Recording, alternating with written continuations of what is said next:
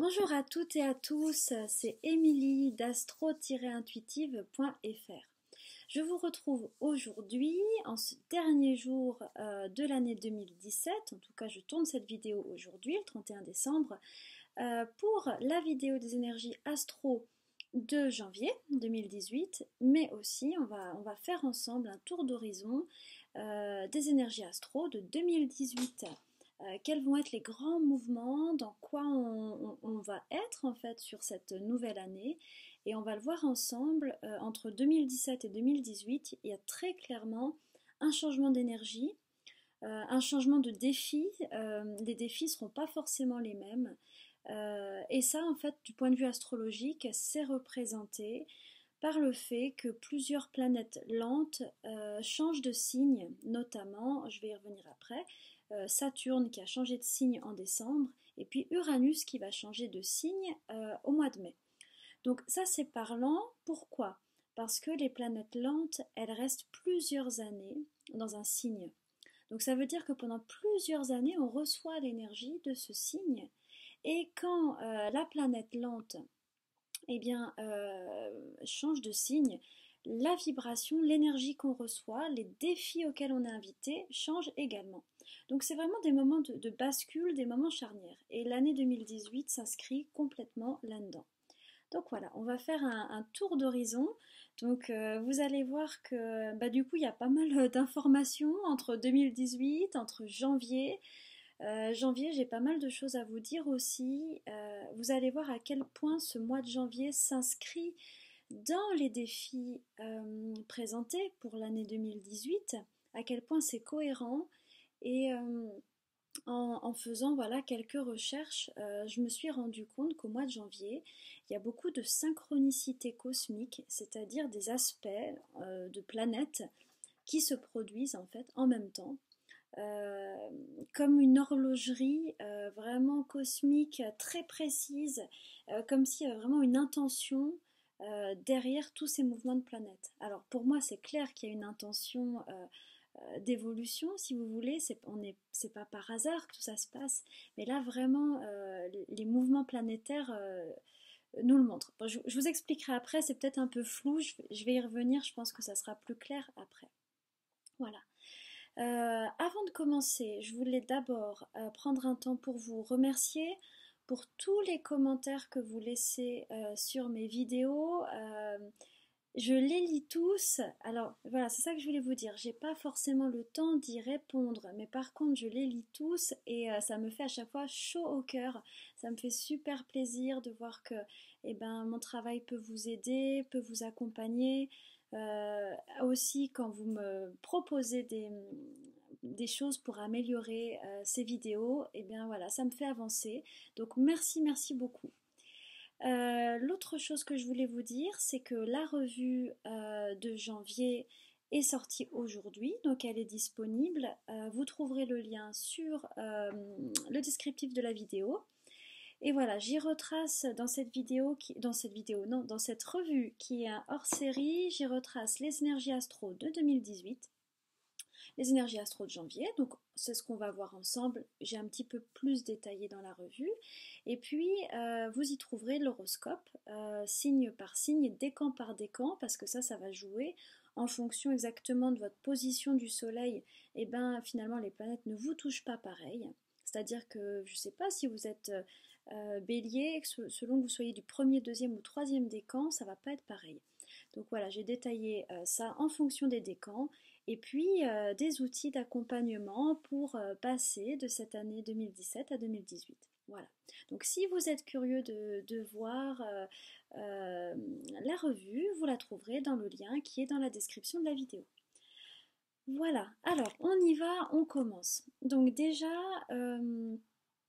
alors petit retour en arrière pour comprendre dans quoi 2018 s'inscrit. L'année 2017 était, du point de vue numérologique, c'était une année de vibration 1. On en a beaucoup parlé, une année qui démarrait un cycle, qui démarrait, qui demandait une forme de créativité, une forme d'élan, avec pas mal de changements rapides, comme si on nous demandait d'être très réactif, d'être très souple, des situations qui pouvaient très rapidement être d'une manière et d'une autre, tac, tac, tac. Voilà, on avait eu l'opposition entre Jupiter et Uranus. Donc je ne vais pas re-rentrer dans le détail, mais en gros, pour faire clair et rapide, cette opposition demandait une grande capacité d'adaptation et de suivre le mouvement de la vie. Et les changements étaient très rapides sur cette année 2017. Voilà. Autant il y a des années, quand on voulait faire quelque chose, peut-être ça prenait plusieurs années, c'était long à s'inscrire dans la matière. Là, sur 2017, c'était au contraire très rapide. Alors, l'année 2018, elle s'inscrit dans une dynamique très différente parce que déjà, du point de vue numérologique, nous passons en année 2 et aussi parce que Uranus et Saturne, qui étaient jusqu'alors dans des signes de feu, passent dans des signes de terre. Donc on va le détailler ensemble, mais si vous voulez, c'est comme si l'énergie qui était un peu tout feu tout flamme, qui allait vite, va maintenant ralentir, va passer dans quelque chose de beaucoup plus lent et qui va nous demander plus de construction, plus de consolidation. Donc en gros c'est ça un petit peu cette énergie 2018 qui va d'ailleurs s'étaler sur les années suivantes. Ça ne sera pas forcément que en lien avec 2018.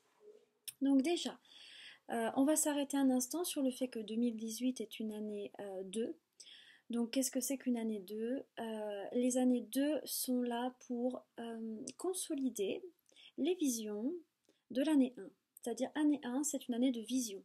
C'est une année de commencement. On ouvre un cycle. Année 2, c'est ok, comment je peux concrétiser ma vision ? Comment je peux travailler, la mettre en place pour l'incarner dans la matière. Et vous allez voir que ce thème de la matière, ce thème du travail, de la discipline, tous ces thèmes très terriens vont être forts en 2018. Donc il peut y avoir aussi une forme de ralentissement et qui est normal.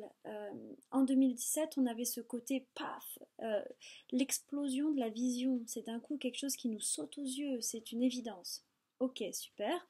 Maintenant, cette évidence, pour qu'elle devienne une réalité, eh ben, il faut du temps.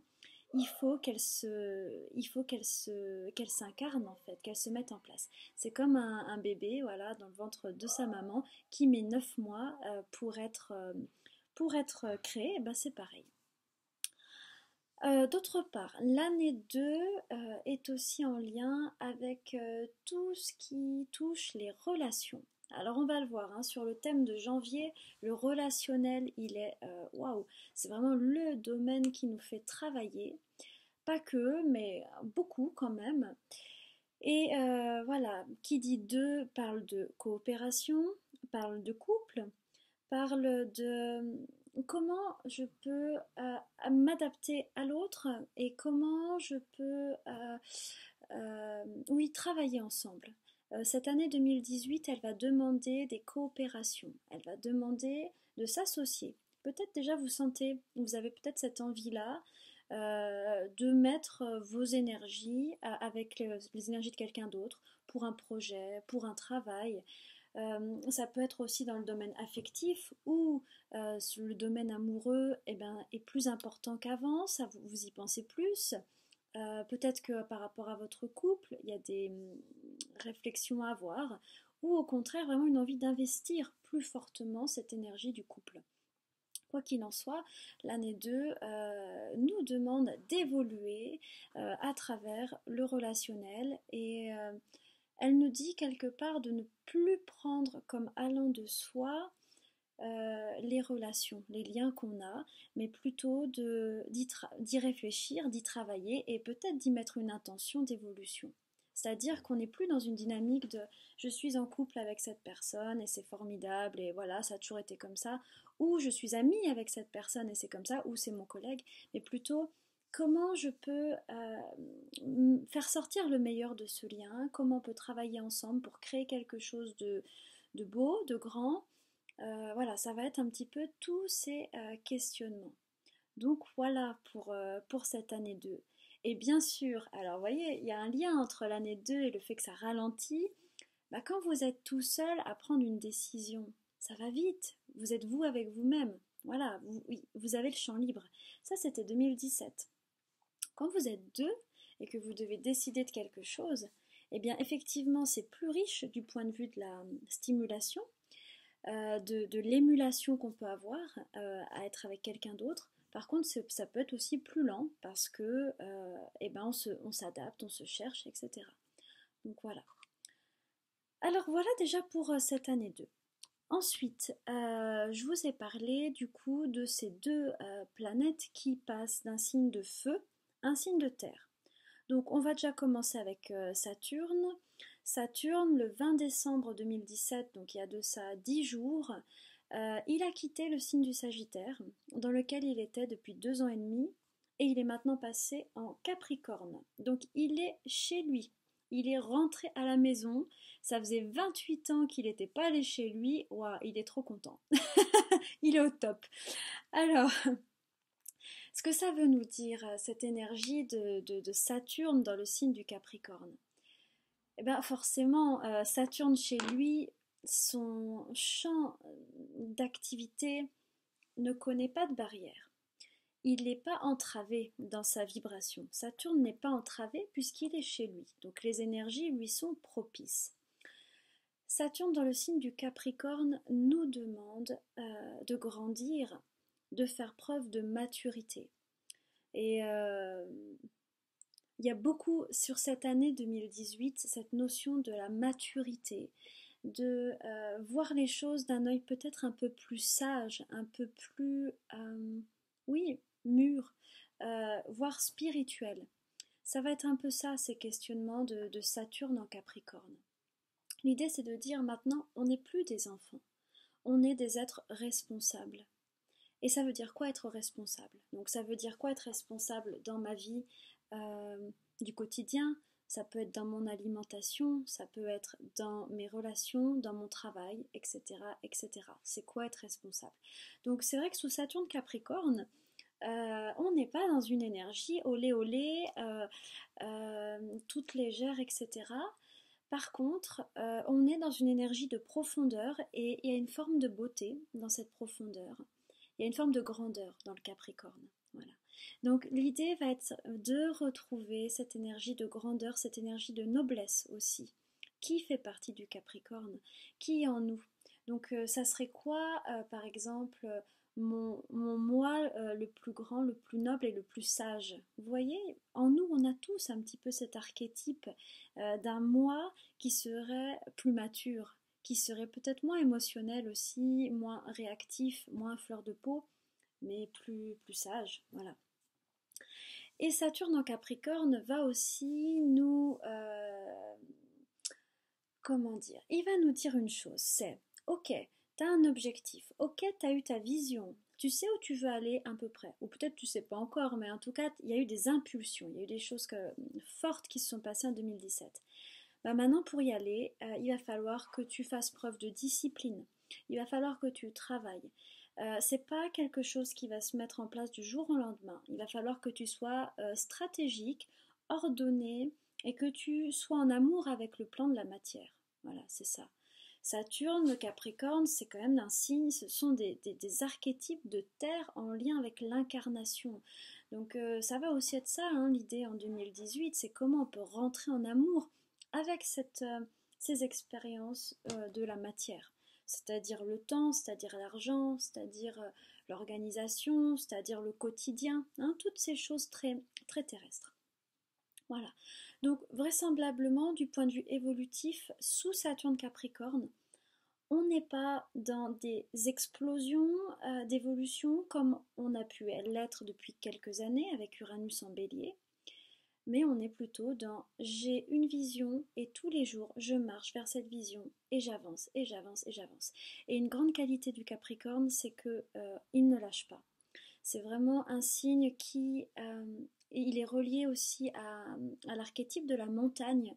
C'est un signe qui monte, qui a pour but de monter, de gravir sa montagne, d'aller vers le sommet. Il vise le sommet, déjà ça je ne l'ai pas dit, mais Saturne en Capricorne nous demande donc de viser nos propres sommets, quels qu'ils soient.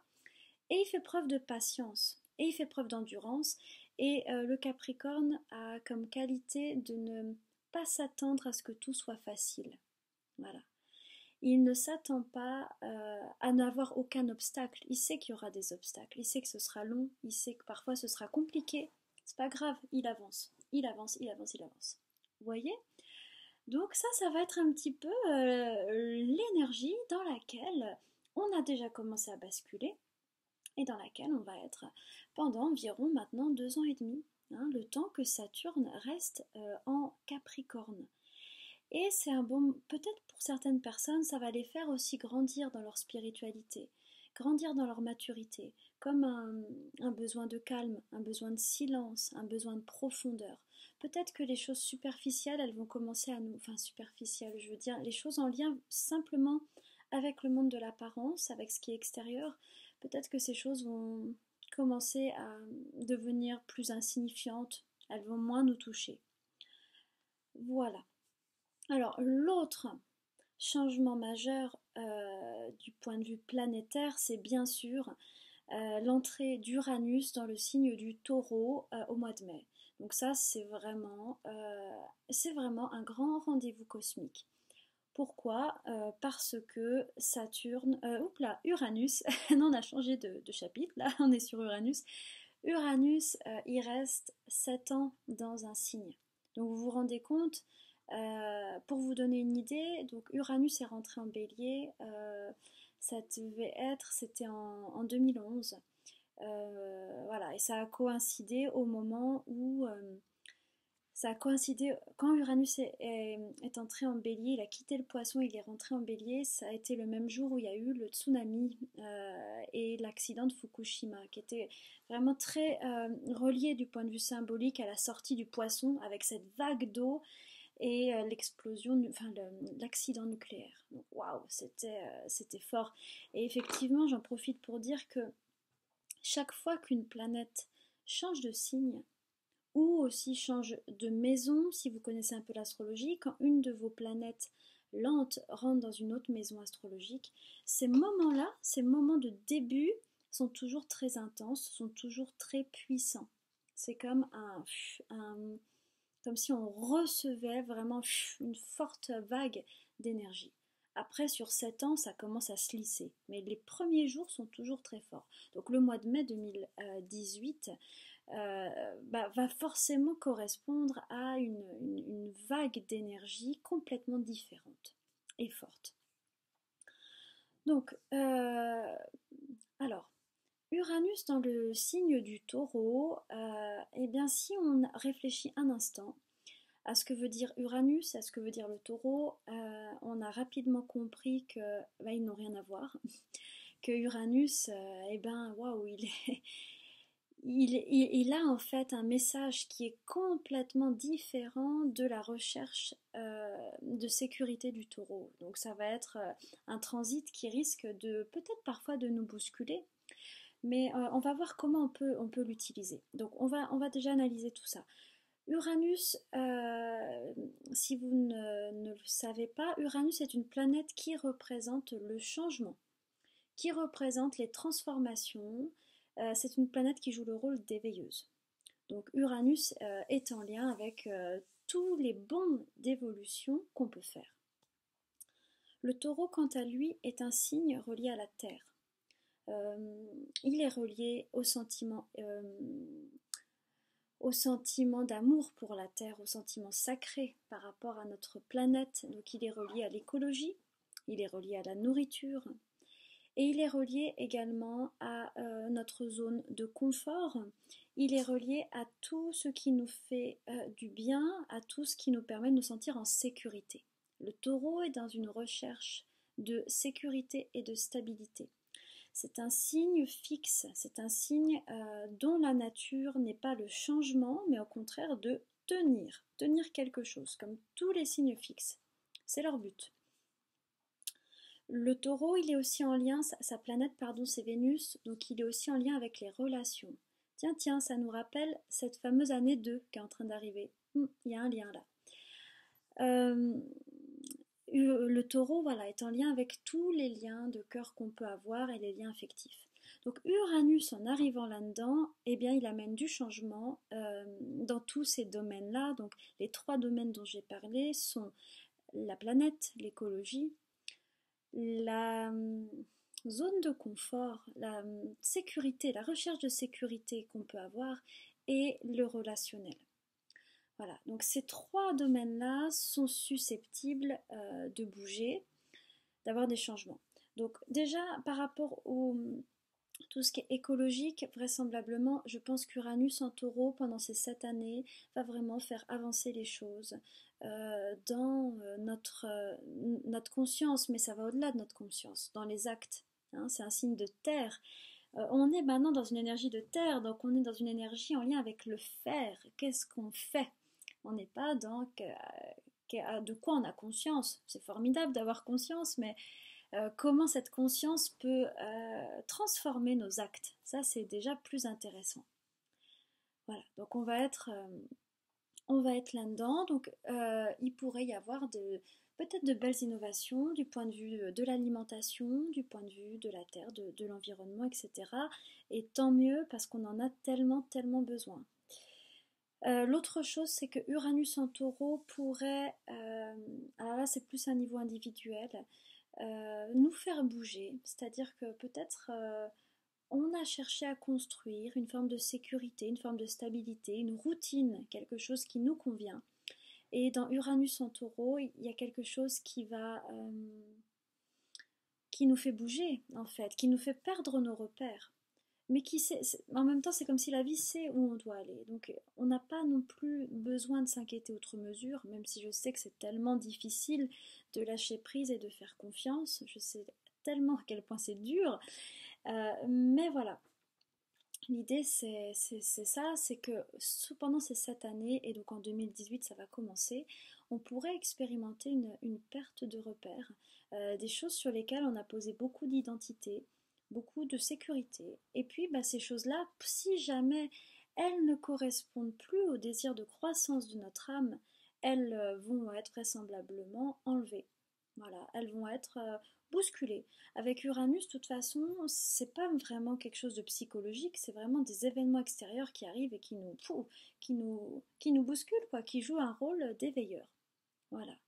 Donc il faut faire confiance dans le fait que si ça arrive, ce n'est pas par hasard, c'est sans doute parce que ça ne sert plus le besoin de croissance de notre âme. Donc il faut suivre en fait, il faut suivre le mouvement.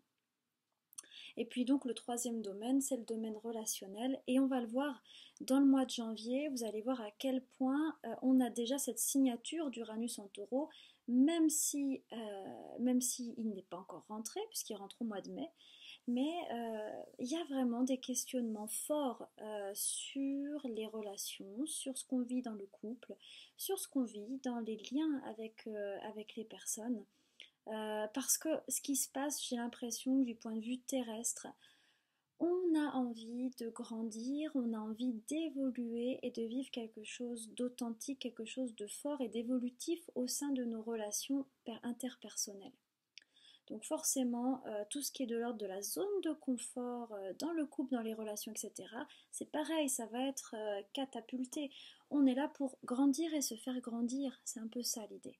Et donc cette intention, elle est tellement forte du point de vue collectif, elle habite tellement de cœur, il y a tellement de personnes qui sont là-dedans, et ben que ça se manifeste très clairement. Donc voilà, cet Uranus en taureau va nous faire bouger quelque part pour aller vers une forme d'autres formes de liens, d'autres formes de relations, plus alignées, je dirais, avec les désirs évolutifs de notre âme. Voilà. Donc, vous voyez déjà, on voit un peu le changement énergétique. Et puis, sur toute l'année 2018 jusqu'au mois de novembre, on aura aussi, donc j'en avais déjà parlé, Jupiter qui sera toujours dans le signe du Scorpion. Signe intense, signe de métamorphose, signe qui nous connecte avec vraiment nos émotions les plus fortes, les plus intenses, les plus enfouies. Donc on va clairement pas s'ennuyer en 2018. Ça peut donner que par exemple on est bousculé, on est ébranlé dans nos émotions, on vit des choses fortes eh ben c'est bien, on est vivant, ça nous rend vivants tout ça. Voilà. Et ça peut nous faire profiter de la vie d'une autre manière, ça peut nous la faire goûter avec plus d'intensité. Il y a vraiment aussi ce message-là de l'intensité, de la passion. Qu'est-ce qui me passionne dans ma vie? Qu'est-ce qui me fait vibrer? Qu'est-ce qui me rend vivant? Voilà, c'est ça ce Jupiter en Scorpion. Avec en même temps, clairement, qu'est-ce que je fais de tout mon émotionnel? Cet émotionnel qui me bouleverse, cette perte de contrôle peut-être que des fois je peux avoir quand je pars dans l'émotionnel, comment je le gère? Voilà. Et à mon avis, dans ce signe du Scorpion, il y a vraiment aussi besoin parfois de faire un circuit fermé, c'est-à-dire de se retrouver soi avec soi. C'est ce que dit d'ailleurs Saturne en Capricorne, hein. Quand vous vous sentez vraiment pris dans l'émotionnel, de ok, couper 2 secondes, attends 2 secondes, on va faire le point, de se retrouver soi avec soi, de méditer si c'est quelque chose qui vous est familier ou pas, mais que vous avez un appel pour ça, vraiment la méditation peut vraiment aider à aller apaiser cet émotionnel et à finalement trouver le plus constructif dans cette énergie de Jupiter en Scorpion. Voilà, pour pas que ce soit quelque chose qui soit trop difficile à vivre, parce que des fois, vraiment, on peut toucher des émotions très profondes. Ça, et puis bon, ça c'est un outil que j'utilise beaucoup, j'en parle beaucoup, mais qui est l'écriture, qui permet de faire sortir et qui permet une rencontre avec soi, dans un circuit fermé, avec en même temps une prise de hauteur. Quand on écrit ce qu'on ressent, on voit les choses de l'extérieur. Et puis, quand on écrit, on laisse la porte ouverte à certaines aides célestes, certains guides, certaines énergies lumineuses qui sont à nos côtés et qui peuvent nous aider. Donc des fois, quand on écrit, on reçoit aussi des messages, des conseils. On a l'impression que ça vient de nous, mais en fait, peut-être pas. Peut-être ça vient d'un peu plus haut. Voilà. Et donc tout ça, comment dire, cet appel finalement du spirituel et comment on peut utiliser le spirituel pour aider à gérer cet émotionnel, c'est ce qu'on retrouve aussi dans le trigone entre Jupiter et Neptune, qui sera valable quasiment jusqu'à l'été 2018. Donc on est vraiment dans un moment aussi d'élévation de nos vibrations, de nos consciences. C'est comme si on nous demande vraiment de regarder les choses avec plus de hauteur et de regarder les choses avec un œil sacré. Donc par exemple de regarder la terre, le lien à la terre, le lien à l'alimentation de manière sacrée, les liens avec les personnes qu'on aime de manière sacrée, le lien avec soi de manière sacrée, etc. etc. Voilà un peu pour le background astrologique en 2018. Donc bien sûr ces planètes, eh ben, elles vont, selon notre signe, elles vont nous toucher plus ou moins. Par exemple, si vous êtes des signes de terre, que vous êtes taureau, vierge ou capricorne, bah forcément vous allez être encore plus porté par ces énergies de terre. Hein, jusqu'à présent, c'était les signes de feu qui étaient beaucoup valorisés, avec Uranus en bélier, Saturne en sagittaire, etc. Bah là maintenant, c'est plutôt les signes de terre qui vont recevoir l'influence de ces planètes. Voilà. Si vous voulez voir signe par signe comment ça peut vous toucher, ça c'est quelque chose que je développe aussi dans la revue. Donc je ne vais pas rentrer dans les détails ici. Voilà. Parce que ça serait en fait trop long. On est déjà à quasiment 30 minutes de vidéo et nous n'avons pas parlé de janvier. Donc on va commencer à parler plus avant de janvier. Donc ce mois de janvier, pour moi, il est très clairement en lien avec cette énergie de l'année 2. On nous dit, allez, vous rentrez vraiment dans l'année 2, donc là le relationnel, on va vous faire bosser, c'est parti, ça commence.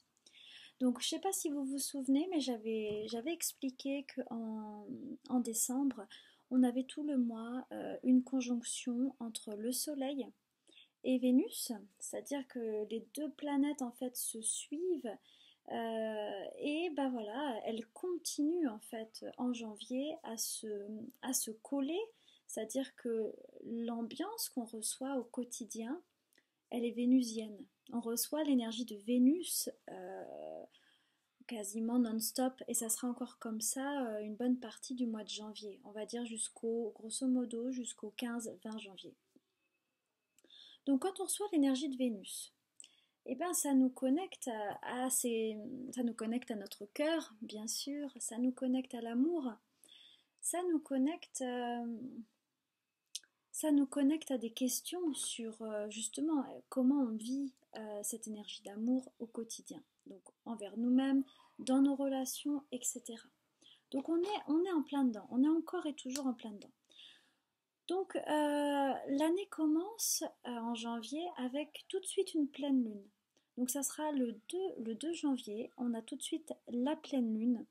Et cette pleine lune, eh ben, elle est intéressante parce que le soleil est toujours collé à Vénus.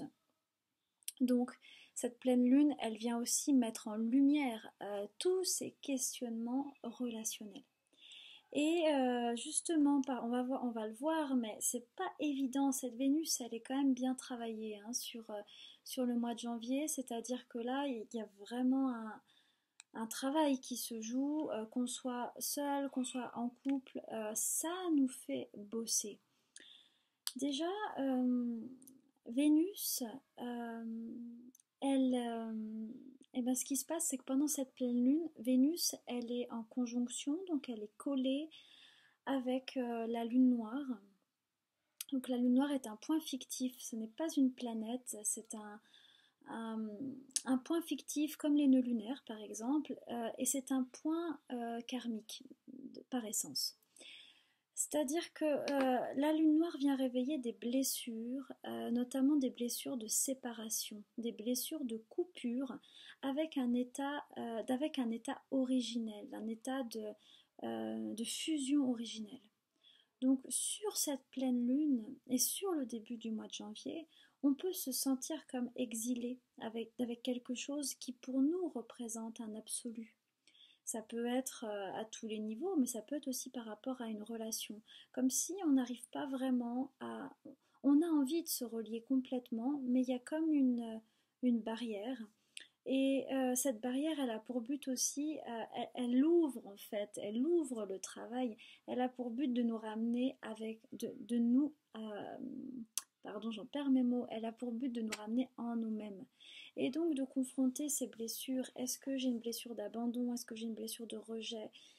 Est-ce que est-ce que j'ai l'habitude de m'exiler? Comment est-ce que je m'aime? Est-ce que j'ai des blessures dans l'amour de moi-même, etc., etc.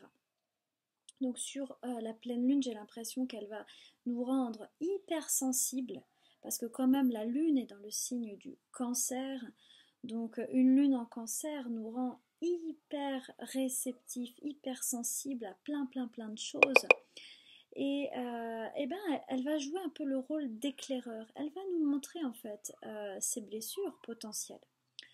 Ou pas, peut-être que si on a avancé, peut-être que ça ira. Alors si jamais vous rencontrez ça, des moments un peu où vous sentez dans votre cœur, oh ça fait mal, c'est tout vide, c'est aïe, ça va pas, je vous conseille vraiment de travailler tout simplement avec des outils très simples comme Ho'oponopono, je pense que vous connaissez, désolé, pardon, merci, je t'aime.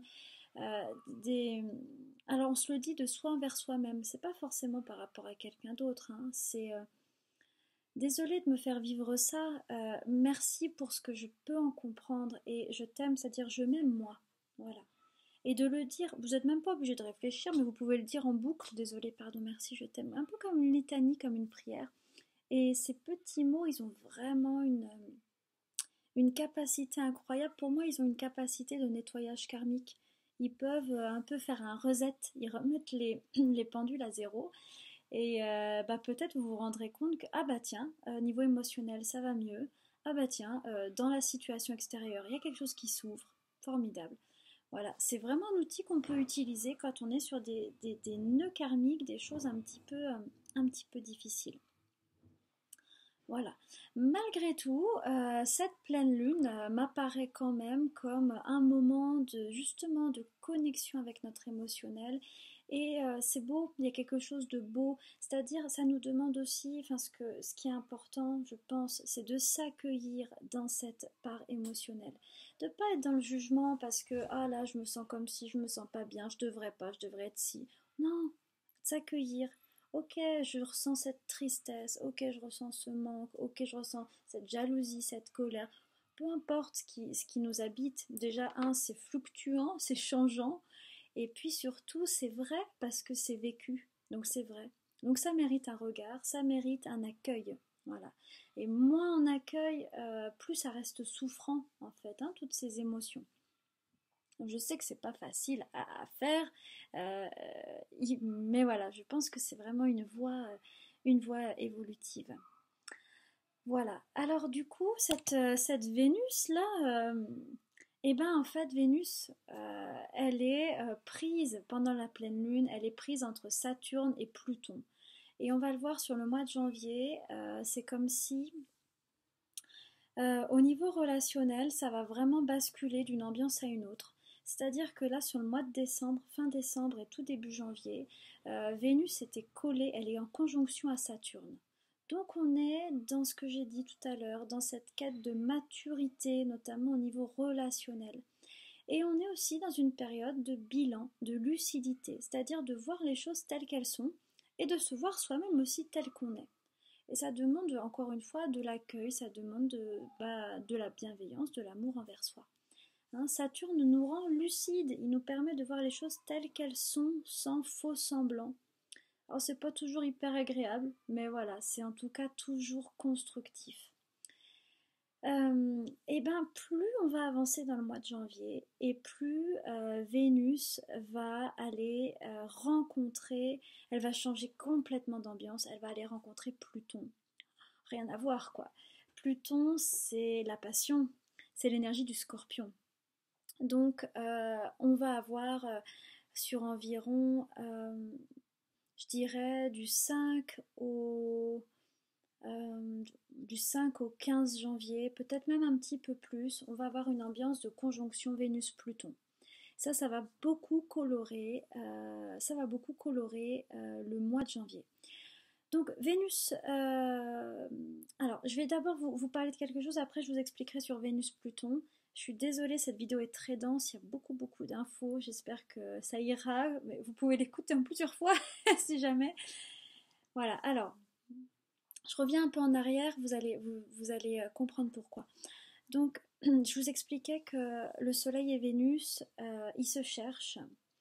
Ils sont restés ensemble tout le mois de décembre, mais l'état de conjonction ne s'est pas encore fait. C'est-à-dire que Vénus n'a pas encore rejoint le Soleil. Cette conjonction, elle arrive précisément le 9 janvier. Donc le 9 janvier, Vénus rejoint exactement le Soleil. Donc là, au niveau de l'énergie vénusienne, c'est très fort. Tout ce que j'ai dit avant sur les relations, sur l'amour, etc., c'est fort. Sauf que qu'est-ce qui se passe ce jour-là? C'est complètement fou.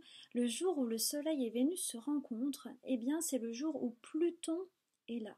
C'est-à-dire qu'on a en fait non pas une conjonction Soleil-Vénus, mais on a une conjonction Soleil-Vénus-Pluton. Alors là, du coup, ça change complètement la donne.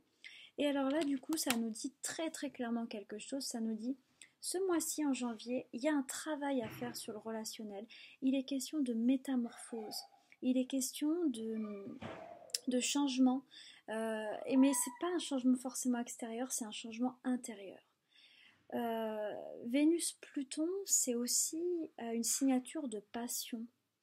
Ça peut être en fait des liens qu'on ressent pour des personnes qui sont très forts et qui ne sont pas forcément explicables du point de vue de la seule attirance euh, sensuelle ou amoureuse. Là, ce qui joue, c'est vraiment au niveau de l'âme.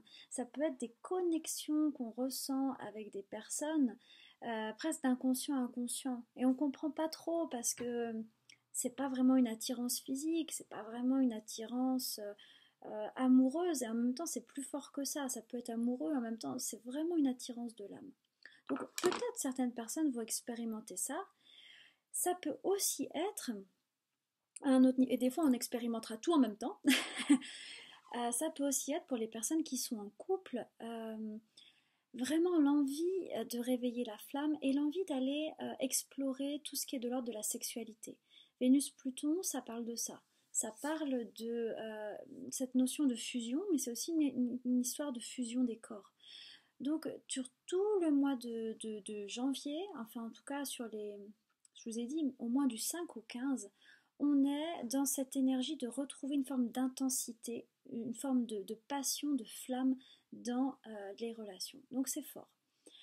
On est aussi dans cette énergie de métamorphose, de qu'est-ce qu'il y a à transformer. Alors justement, si dans votre couple vous sentez qu'il n'y a plus la flamme, waouh, ça va être d'autant plus fort.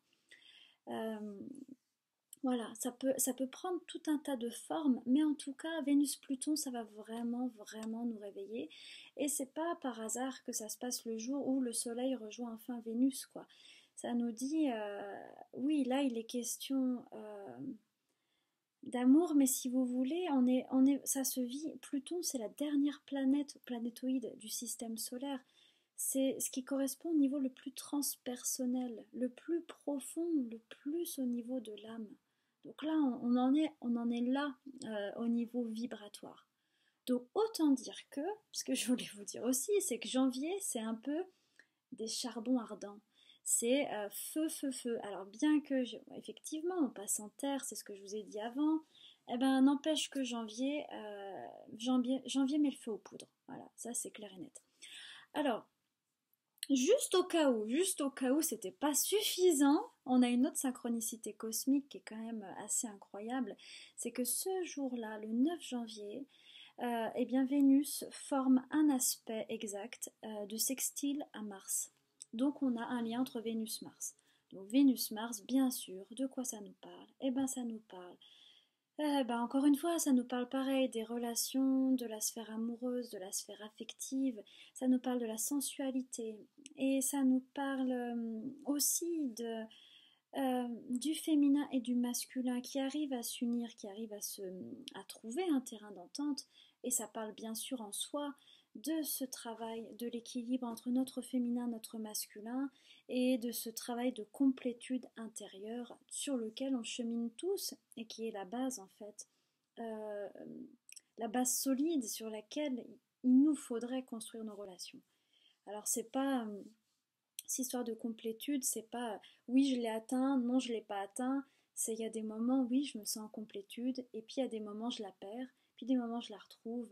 Voilà, ça c'est aussi prendre conscience de ça peut nous mettre dans la tolérance. C'est pas oui j'ai tout réussi ou non j'y arrive pas. Non, c'est pas comme ça. C'est je la cherche, parfois je la trouve. C'est comme une danse. C'est comme avec un partenaire. Des fois on se trouve, des fois on se trouve pas. Ben, c'est pareil. Voilà, donc ben voilà, je trouve que c'est quand même une sacrée synchronicité cosmique, toutes ces conjonctions qui se passent en même temps, qui nous parlent fortement de la sphère affective, du relationnel, qui nous parlent aussi de cet équilibre masculin-féminin intérieur, et qui du coup voilà, font quand même commencer l'année sur une forte, forte intensité. L'intensité, euh, on la retrouve aussi parce que on a vu que on a Vénus-Pluton d'un côté pour le féminin, donc on a quelque chose d'intense, de passionné, de sexuel, de sensuel. Et de l'autre, Mars, qui donc répond à Vénus. Mars, il est en Scorpion, il est donc dans le signe de Pluton. Donc ils se répondent, vous voyez, ils se renvoient la balle. C'est-à-dire, il n'y a pas une énergie pour en apaiser une autre, quoi. Ça monte. Euh, Ce Mars en Scorpion, au moment de la pleine lune, il est aussi en conjonction à Jupiter en Scorpion. Donc voilà, je ne sais pas si vous vous rendez compte, mais il y a beaucoup de mouvements planétaires qui claquent, qui se rencontrent, qui font qu'on a vraiment quelque chose de puissant sur ce début d'année. Donc Mars-Jupiter, alors là, en Scorpion, ça va en fait accroître sur le mois de janvier notre faculté d'action. Ça va nous permettre d'en faire plus et ça va nous donner en fait, c'est très intéressant parce que la présence de Jupiter à côté de Mars nous permet de prendre conscience de la bonne manière de poser notre action. de comment on doit faire quelque chose en respectant la manière de faire. Jupiter, c'est ça, c'est la manière de faire pour que ce soit socialement validé. Donc Mars-Jupiter nous rend, en Scorpion, nous rend très stratégique parce que Mars en Scorpion, il sait tout à fait comment y aller, il a une belle intuition et puis il y a il y a un vrai rayonnement avec ce Jupiter et il y a une vraie manière de faire les choses comme il faut, voilà, en tout cas pour qu'on arrive à nos objectifs. Donc ça peut être un excellent moment si vous voulez lancer des projets d'envergure, si vous avez besoin de beaucoup d'énergie, on en aura vraiment pas mal sur le début d'année, sur ce mois de janvier. Voilà. Pareil, si certaines personnes sont dans des procédures, sont dans des affaires concernant la justice, concernant l'administration, tout ça, c'est vraiment le domaine de Jupiter. Donc, ça peut aussi aider. Ce mois de janvier, il peut aider à un petit peu démêler certaines choses. Voilà. Donc, si on résume, ce sont de très belles énergies, puissantes, très puissantes, d'intensité, comme si nos âmes maintenant disaient mais nous on veut pas vivre des choses fades, on veut vivre des choses intenses, des choses transformatives, des choses puissantes. Ok, donc là c'est ce qu'on nous donne et ça nous demande, je pense que pour bien vivre ces énergies, il faut vraiment aborder les choses d'un point de vue sacré pour gérer cette intensité émotionnelle qu'on va ressentir. Voilà. Ça va être important d'apprendre à la gérer. Donc cette intensité, on la ressentira dès le début du mois de janvier, dès la pleine lune, donc dès le 2, avec ce pic le 9 janvier, on a quelque chose de très très fort et en même temps de très très beau. Et on l'aura au moins jusqu'à la nouvelle lune d'après. Donc la nouvelle lune, elle aura lieu le 17 janvier. Et alors, cette nouvelle lune, eh bien forcément, cette nouvelle lune, elle est encore en conjonction avec Vénus. Vous voyez, c'est pour ça que je vous dis, il y a vraiment des...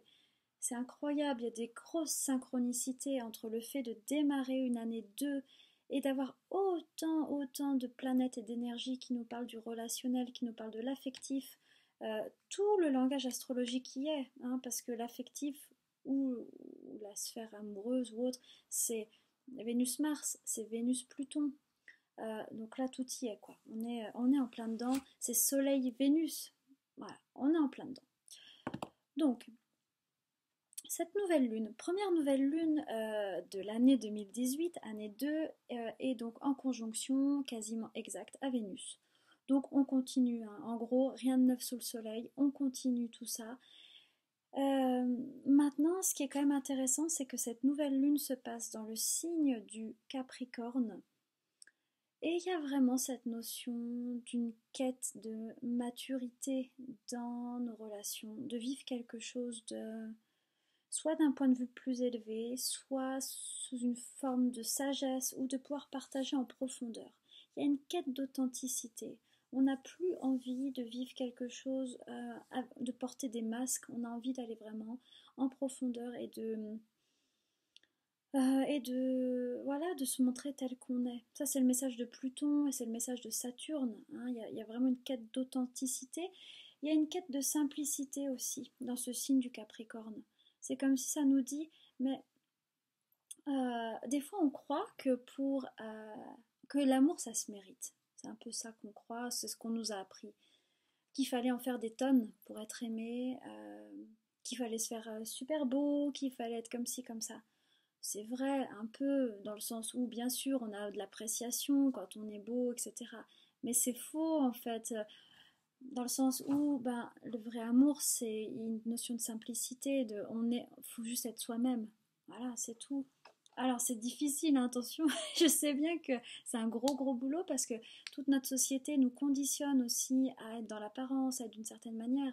Mais là, toutes ces planètes en Capricorne nous disent de retrouver notre essence et de ne pas en faire des tonnes. Il n'y a pas besoin d'en faire des tonnes. Juste d'être connecté à qui on est et de rencontrer l'autre connecté dans qui il est. Et ça marche. Ça marche beaucoup, beaucoup plus que de se perdre en fait dans des choses qu'on n'est pas, dans des apparences, etc. Voilà.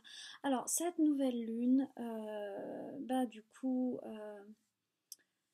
est une bonne nouvelle lune pour continuer ce travail sur le cœur, être dans le cœur, être dans son féminin sacré. On est toujours dans le trigone Jupiter-Neptune, donc on est toujours là-dedans. Et c'est aussi une nouvelle lune qui va nous bousculer parce que la nouvelle lune, eh bien, elle est en carré d'Uranus. C'est-à-dire aussi que Vénus est en carré d'Uranus. Donc si vous voulez, là pour les couples, ça bouge, ça bouscule. Pour les personnes célibataires, ça peut être... alors je suis désolée, j'axe beaucoup ma lecture de janvier sur le relationnel. M'excuserez, c'est vraiment ça qui ressort. Hein.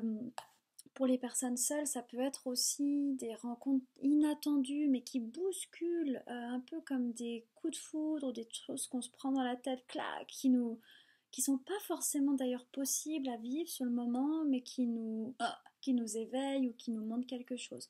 Bref, Uranus là, il vient nous réveiller, il vient nous secouer. Donc autant dire que le cycle lunaire du 17 janvier jusque grosso modo la nouvelle lune d'après, c'est le 15 février. Ça va nous bousculer. Voilà, c'est pas un mois tout facile. Il y a toujours cette intensité et je pense quand même, comme je vous disais, que ça peut être bien pour vivre cette intensité de faire le circuit fermé, c'est-à-dire de s'intérioriser, de méditer, de faire le point, voilà, pour essayer de comprendre. Là, on va recevoir beaucoup de choses qui vont nous peut-être nous déstabiliser, qui vont nous faire bouger, qui vont nous bousculer, et en même temps qui vont nous reconnecter avec une forme de pétillant, avec une forme de passion, avec quelque chose de vivant et de vibrant en nous. Voilà. Donc vous voyez un petit peu ces énergies qui sont fortes, qui sont belles par essence et qui vont nous demander d'apprendre à les recevoir. Et je pense que pour ce que j'ai déjà dit, pour apprendre à les recevoir, il nous faudra prendre un point de vue plus élevé, plus spirituel, parce que peut-être que notre ego, lui, va être très bousculé. C'est possible. Voilà. Donc voilà déjà pour la présentation des premières énergies, on va dire, pour cette année 2018. J'espère que ça va vous aider, ça va vous guider, en tout cas que ça vous permettra de comprendre, si vous vivez vraiment cette intensité, de comprendre que vous n'êtes pas fou, qu'on est clairement là-dedans, et de l'accueillir dans cette beauté aussi. Voilà. Et bien surtout, j'espère aussi que vous prendrez un moment pour poser vos intentions 2018, vers quoi vous voulez vous diriger cette année. Ça, c'est pour moi, c'est toujours très important parce que là, c'est une parenthèse plus spirituelle qu'astrologique. Finalement, ce qui est très important, nous, c'est de savoir où est-ce qu'on veut aller. Même si après la vie peut aussi nous rediriger si on n'est pas bien connecté avec ce qu'il y a de plus profond. Mais voilà, de tirer sa flèche, comme le Sagittaire, voilà, qui pose une intention, qui tire sa flèche. C'est vraiment le bon moment début d'année pour avoir une vision, pour savoir où on veut aller. Et ça, c'est quelque chose qui va nous, sur lesquels tous les mouvements planétaires vont se poser. Mais c'est notre socle. L'année 2018, elle se fait beaucoup par nous, ce qu'on est, ce qu'on a dans notre cœur, et les planètes se mettent dessus. C'est pas forcément l'inverse, c'est pas les planètes qui font notre année 2018. Voilà. Alors voilà, je vous souhaite un magnifique début d'année. J'espère que ça vous a éclairé un petit peu. Voilà, j'espère que vous commencerez bien cette année 2018. Et ben voilà, comme toujours, je vous retrouve le mois prochain pour analyser ensemble les énergies astro de février. Je vous remercie et bah ouais, je vous embrasse très fort et je vous envoie plein de bonnes choses. À tout bientôt.